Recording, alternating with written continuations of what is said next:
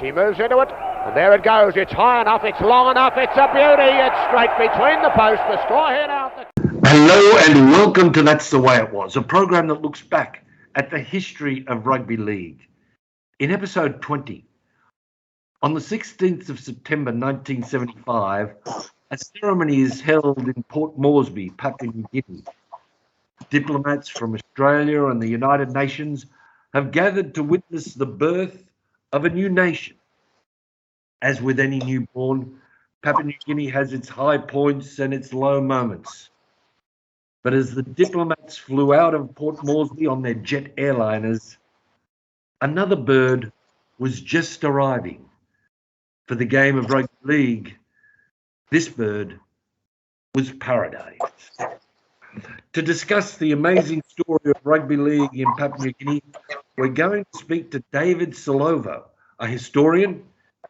He's an independent match observer for the Digicel Cup and a member of the Port Moresby Rugby League Judiciary. So, David, welcome to That's the Way It Was. Yes, thank you, Rob. Okay. Now, David, from the information we have, we know that rugby league games were played on the goldfields in the 1930s, but these matches were, I suppose you call them just social matches or friendly matches. The first official match is played in Bulolo in the 1940s. Is that correct? David? Yes, I'm here. Yes, can you hear me there? Did you hear me? I can hear you. Yes. The first official match is played in Bulolo in the 1940s. Is this correct? Yes, the first official match was played in Bulolo. It was not an official competition, but it was amongst the people who went to look for gold in Bulolo area. And they just played games as a social event during the weekends after their busy schedules. And the games went on at the time until the war came in and it got halted. And then straight after that, they kept on playing. They kept on playing up there in Wow. And in 1949, the game changed completely. Okay, yes. So, as you said there, during the World War II, there is a lot of, there's obviously a lot of Australians and New Zealanders serving in PNG. And, of course, the game starts to get more of a presence. And this leads to the formation of the Papuan Rugby League. The Papuan Rugby League is formed in 1949. Is that right? Yes, Papuan Rugby League was formed in 1949. And games were played at the site of IPA in Port Moresby at Konirobu, the first played there. And then got moved across to Murray Barracks in 1954, thinking that the PRL grounds in Boroko was ready, but it wasn't. So in 1954, they played at Murray Barracks, and then from Murray Barracks, 55, the games were officially played at their home ground, which was the Papuan Rugby League grounds. All right. So, which were the first clubs? The first clubs were formed. The first clubs that were formed were two outstanding clubs. To this date, these two clubs still exist. Paga was the first club, as well as Magani. Magani comprised of players who came from a commercial sector, as working for Bensuil Shipping and also Steamship Trading Company in Port Moresby. And they grouped together to play against a whole heap of police officers. The police officers were based at Paga Hill. Now you can easily say the place has gone into a very big development. Just above where the Apex Center is at Ellery Beach, you look up to the hills, that's where Paga Hill was. And at the bottom of it was a big gun thing in the war. Gun dungeon, I should say. Yes. Looking out that came in. And just above it was a clubhouse that belonged to the Paga Club, which was the officers' mess. Most of them were Portuguese. All right, and it's also during this period, David, that SP Brewery becomes involved with rugby league. Yes. SP Brewery got established on Scratchley Road in Badili. That was just across the road from the Stop and Shop was before SP Brewery. And now it's taken over by International Training School, which caters for a lot of our kids that go for certificate courses and diploma courses. Okay, that place was SP Brewery. It began operating in 1952, and Rugby League was firm on that. And Port Moresby Rugby League at the time, Papuan Rugby League was in 1953 sponsored by SP Brewery. Until right now, that SP Brewery is still sponsoring Rugby League in Port Moresby Rugby League. Right, so they are still, from 1953 to now, still sponsoring the game of rugby league. Yes, still sponsoring the game of Rugby League in Port Moresby, as well as our very own SP Hunters in the Queensland Cup competition. They also sponsor them as well. All right, okay. Okay, so David, during the 50s and 60s, there's a lot of development of the game in Papua New Guinea. Rugby league competitions, they start up throughout PNG. There's competitions start up in Rabaul, in Madang, Goroka, Bololo, Lay, and this leads to the first representative matches. These are interterritorial matches, they're called, interterritorial matches between Papua versus New Guinea. So what can you tell us about these matches there between Papua and New Guinea? Yes, Papua and New Guinea series was interterritorial between Papua and New Guinea. The New Guinean colors was the gold and green kangaroos, and the Papuan color was black and white. Those were the two teams that played all the way throughout. They had the series like Papuan first and Papuan seconds, New Guinea first and New Guinea seconds. It's more like A grade and C grade playing against each other. Okay. So, all right. There's also a lot of player and coaching assistance, particularly from the New South Wales Rugby League. We start to see a lot of teams from Papua and New Guinea making tours of Australia and New Zealand, including schoolboy tours. I personally can remember seeing schoolboy teams from PNG playing in curtain raisers before test matches. So there is a lot of coaching assistance and player development. Of course, these days, David, we see a lot of players from PNG playing in Australia, but the first player from PNG to make, let's say, a big impact in Australia was a fellow called Mark Harris. So, well, what can you tell us about Mark Harris? Mark Harris was up here. He played for Colony Tigers Club in Port Moresby. He was a great player. He's running at will. Running, at will. The balls that he touched, he kicked them right into a market. That's called Boroko market. The balls disappear.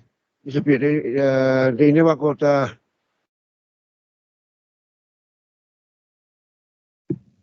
Hello, David, you just dropped out there, yeah?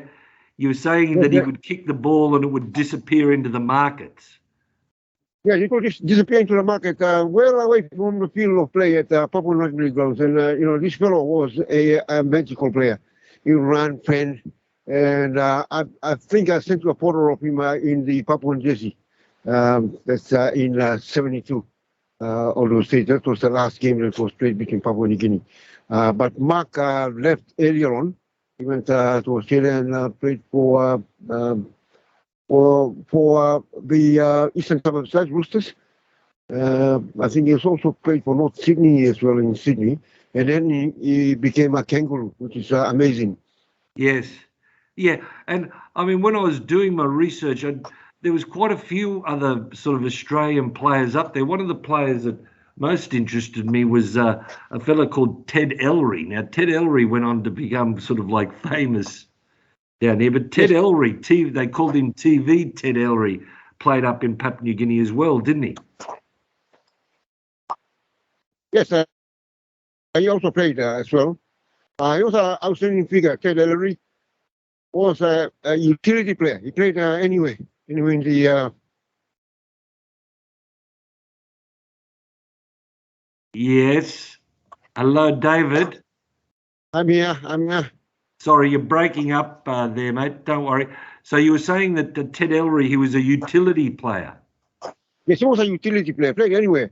From the park, playing the post or whatever. He was a good role model to kids who were at the time trying to play rugby league. So Ted Ellery was a big talk. You know, there's a page on Google that's got a pub talk from Papuan Rugby League. I think you could catch a lot of information from there. I do not exactly know what the page is for, but I can give you the reference to the page, and you will pick up a lot of information about Papuan Rugby League. You know, we had more players like James Anand, DK Anand, they call him, playing for DCA. He was also a professional boxer. Okay. Yeah,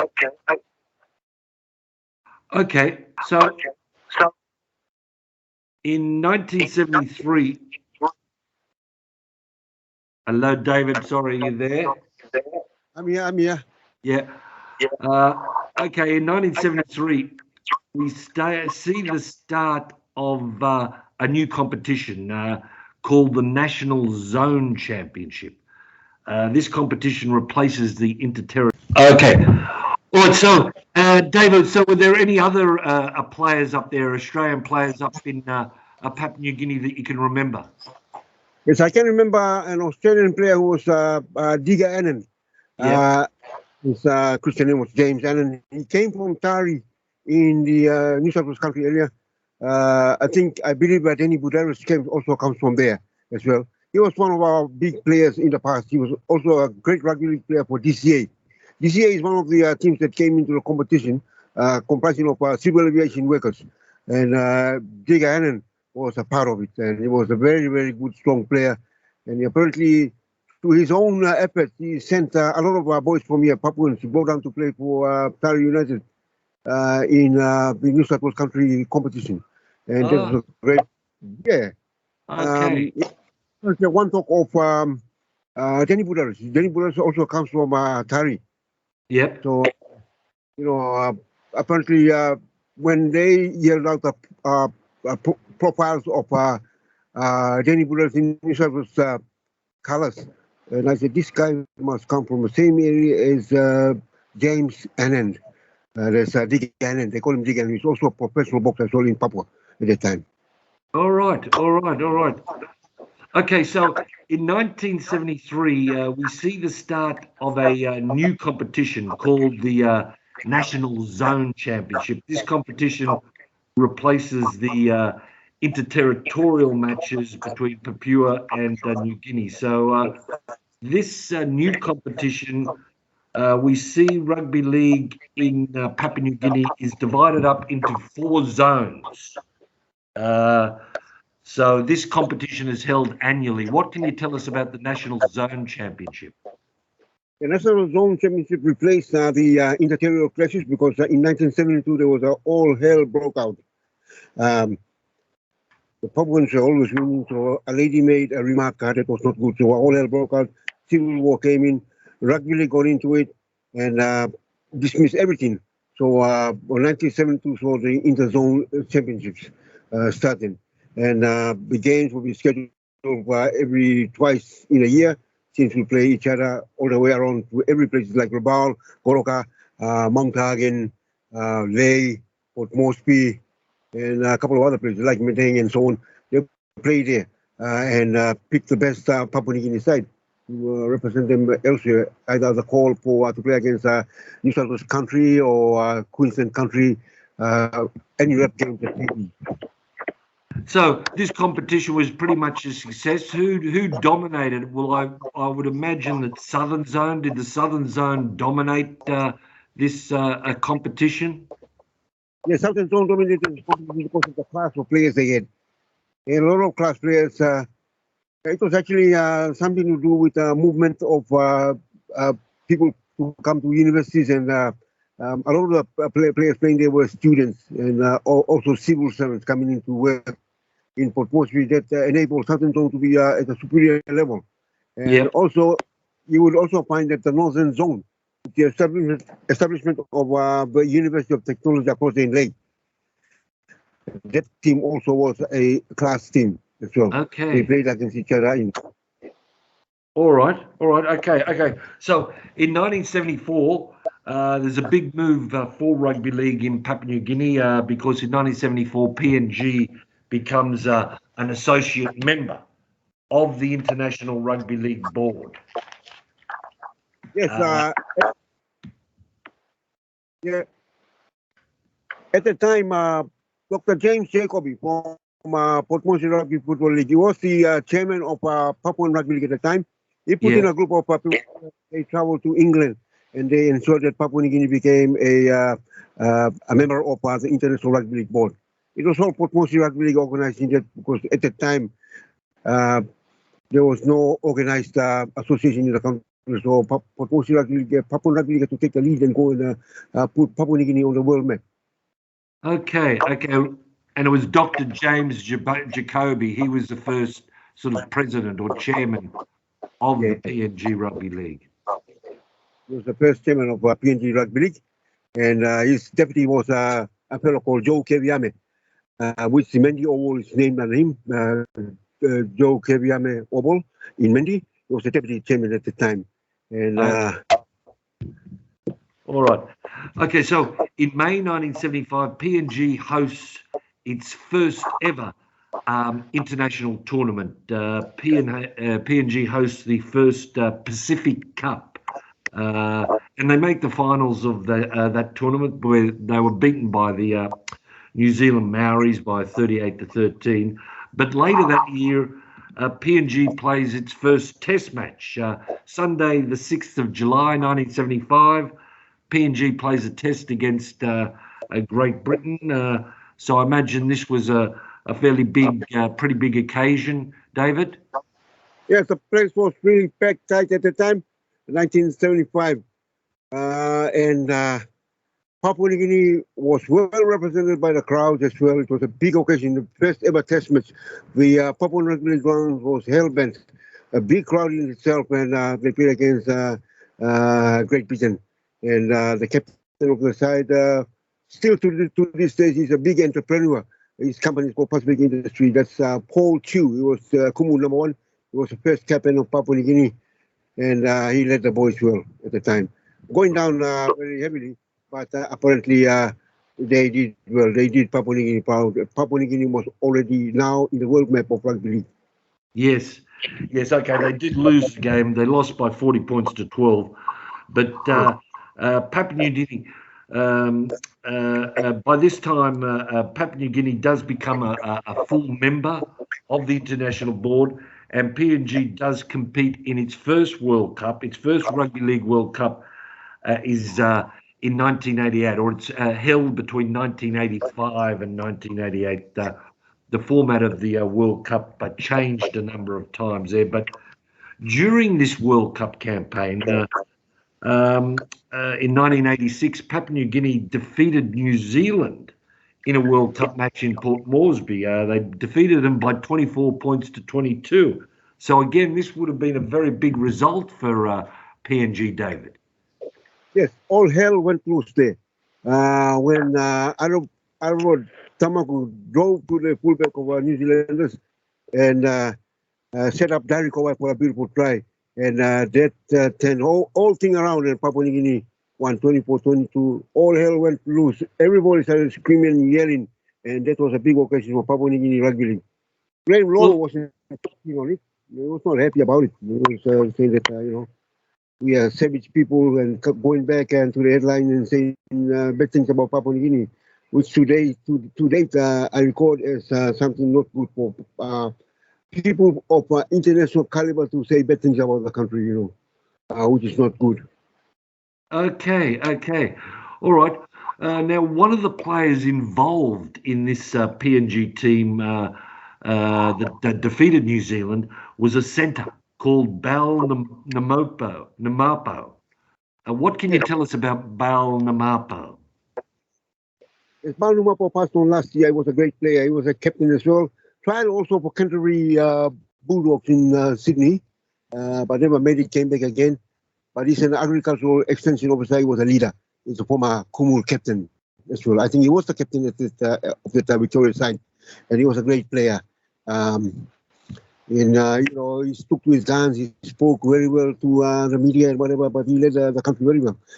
And Balnumapa was a shining example to rugby league players. He was a role model, and that's how they followed all the way up until now.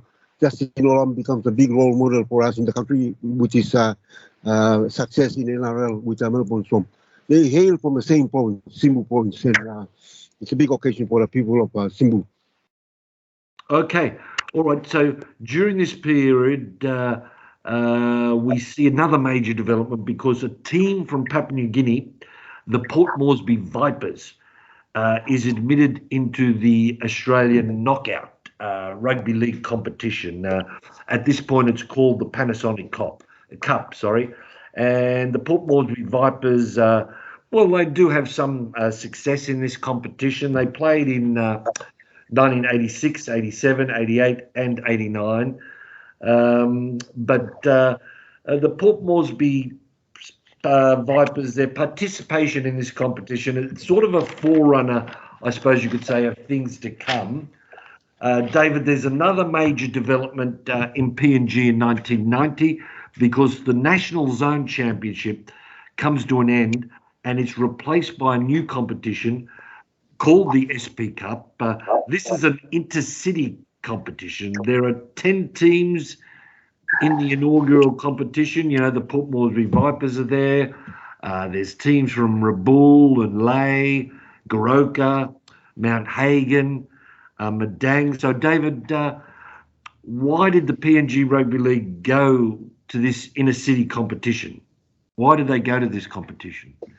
The inter-city competition was completely an independent group run by franchises. You know, the companies that sponsor the teams, they own the teams. And PNG RFL was never a part of it.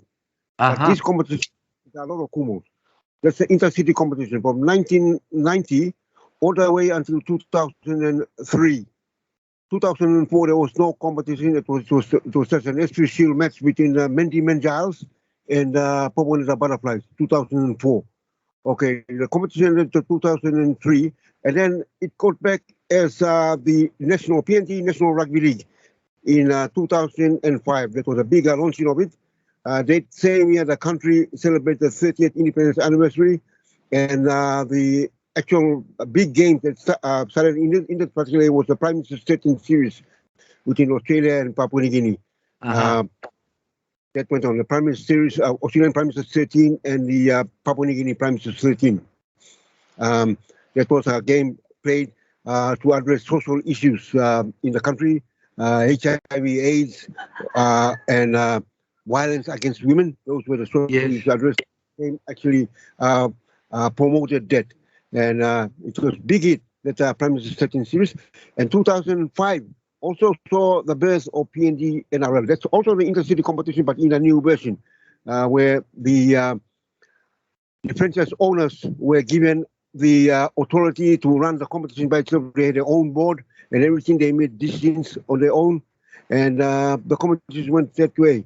2005, it began professionally, where the inaugural chairman was Mr. Don Fox. He became the first.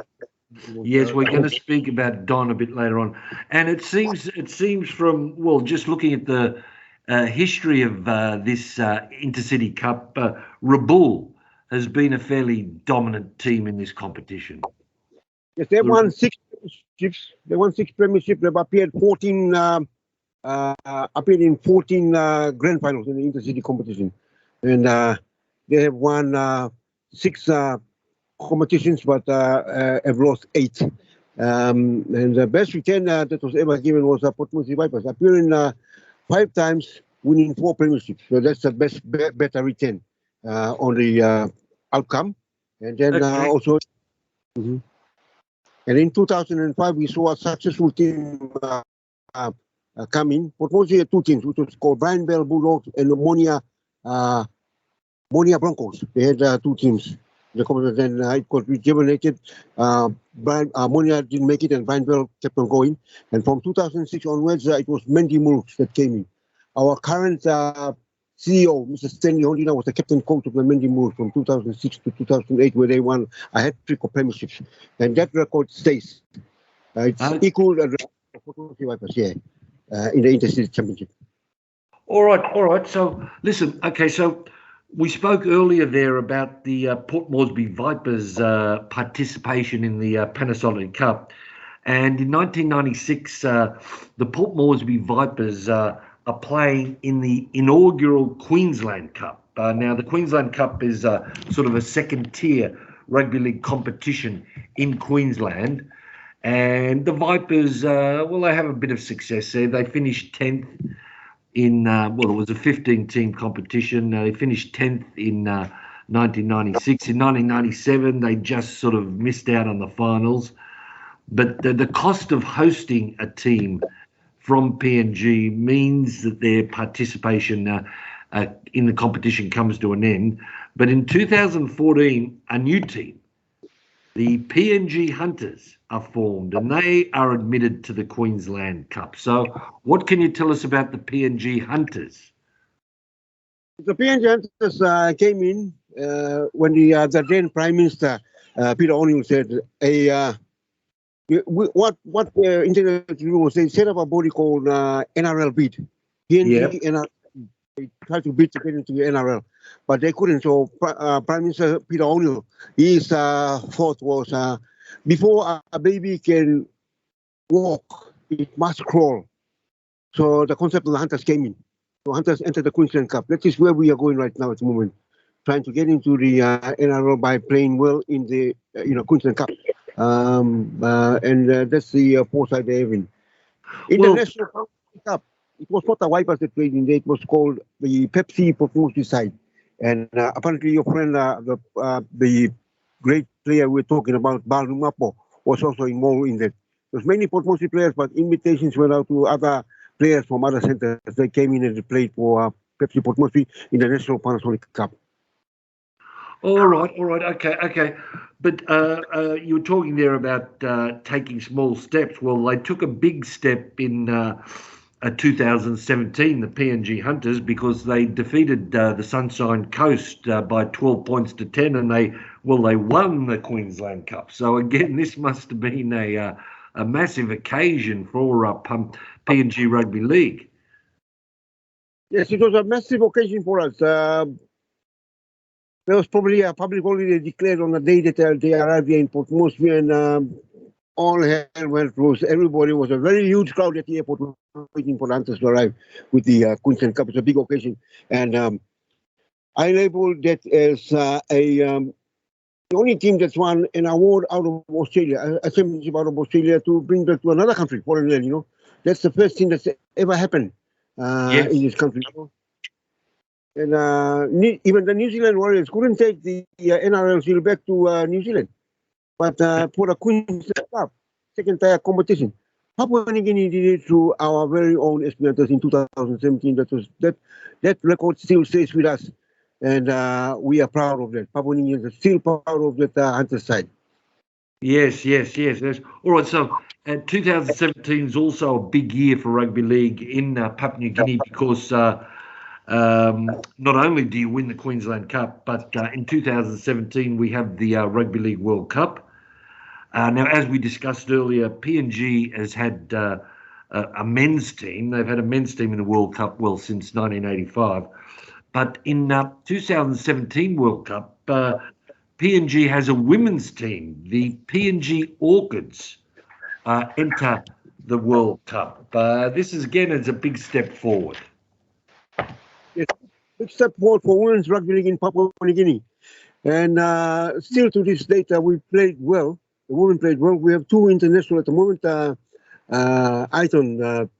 Aiton Gell, who's now playing, I think she's got a contract now with Parramatta. And also Elsie Albert, she plays for St. George Women. Yes. And there's a couple of girls there in Australia right now at the moment. many more have gone through, and there's a lot of youngsters rising to the schoolboys ranks, schoolgirls ranks right now. And as I speak, there's a gathering of women right throughout the nation to prepare for the World Cup in England this year. All right. But is it true, David, that all the teams in PNG, they have to have a women's team now?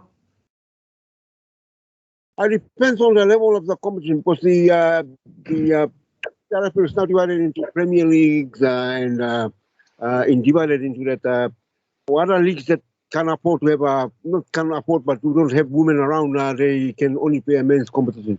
But it's compulsory for all the Premier Leagues throughout the country to also have a women's competition. That is a must. But most of the Premier competition, Lay is a Premier competition, Rabaul is a Premier competition, Mount Hagen and Goroka, those are Premier competitions. It's a must that they must have women team. Okay. All right.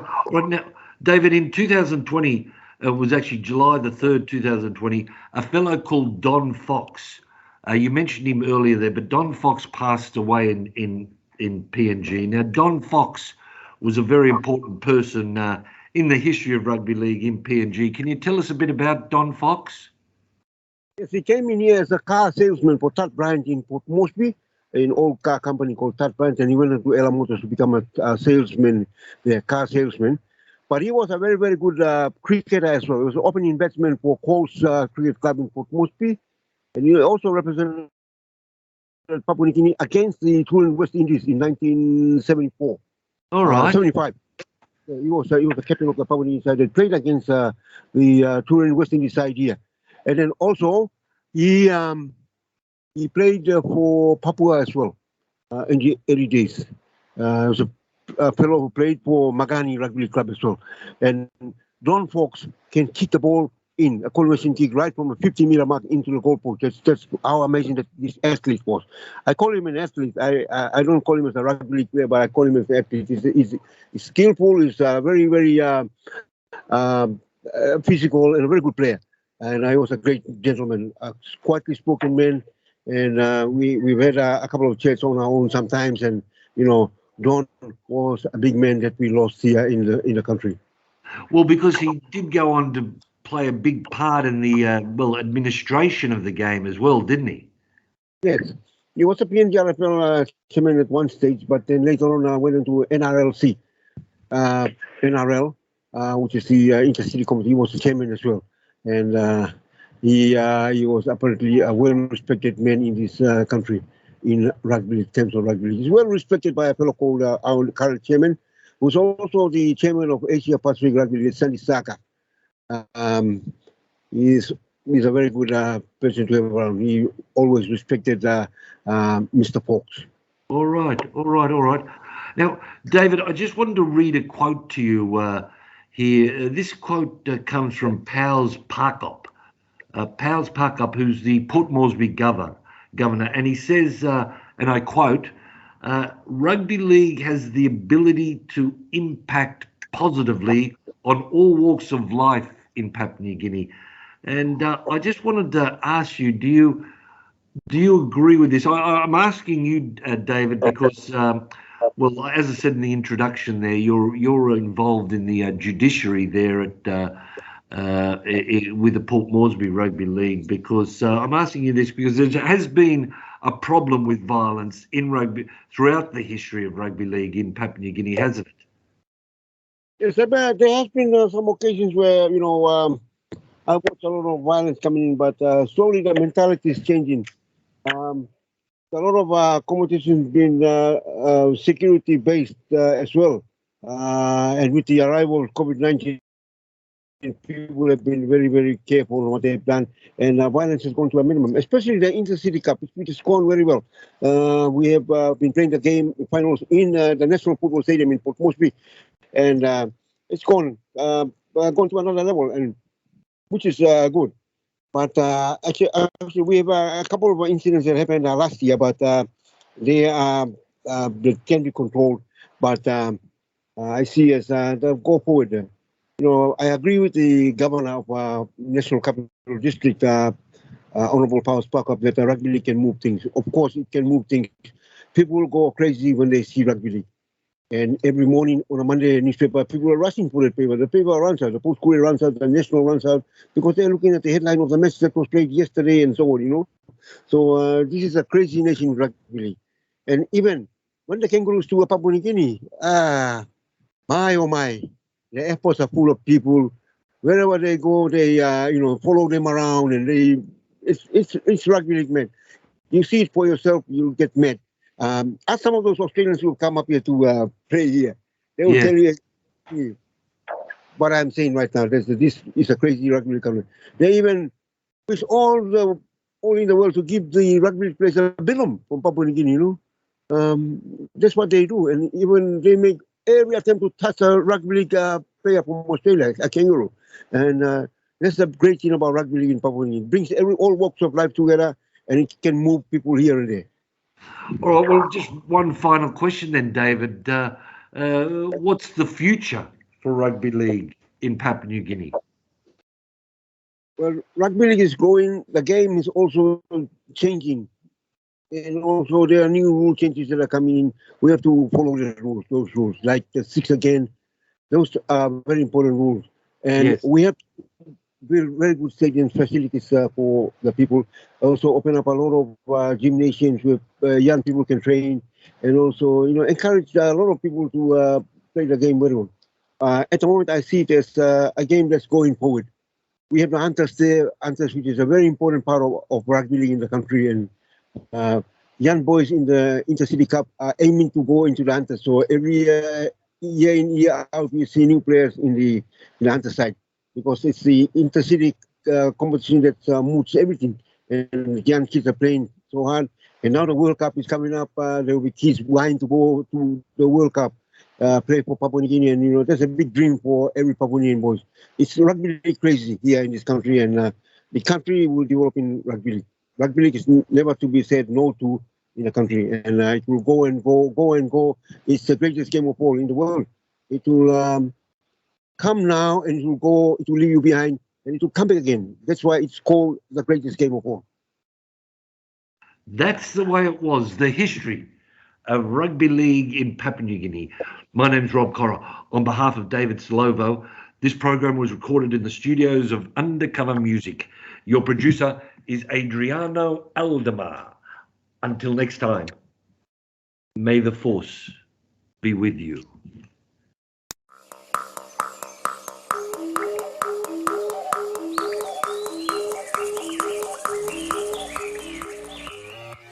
Wow!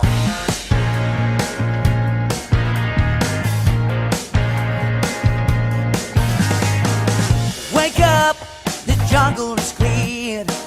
I can hear the fans roar. The stampede is coming, better run for your life. It's time to take cover. We move like a rushing wind, brushing down everything, yeah. With the pride of the nation, spirit of the warrior, we're gonna do it, we're gonna take it. We will put up a fight for you. We will never let PNG down. We will put up a fight for you. We're gonna do it, and we will never back down. Whoa, we're the SB Hunters. Whoa, we're the SB Hunters. Whoa, Triple Man, that's what they call us. 'Cause we never say die. With a speed soaring high, we will play to survive. We'll be coming for ya. We move like a spearhead, tearing down everything. With the team of the future, with the heart of a hunter, we're gonna do it, we're gonna take it. We will put up a fight for you. We will never let PNG down. We will put up a fight for you. We're gonna do it, we're gonna take it. We will put up a fight for you. We will never let PNG down. We will put up a fight for you. We're gonna do it, and we will never back down. Whoa, we're Whoa, we're the SB Hunters. Whoa, we're gonna take it. We're the SB Hunters. Whoa.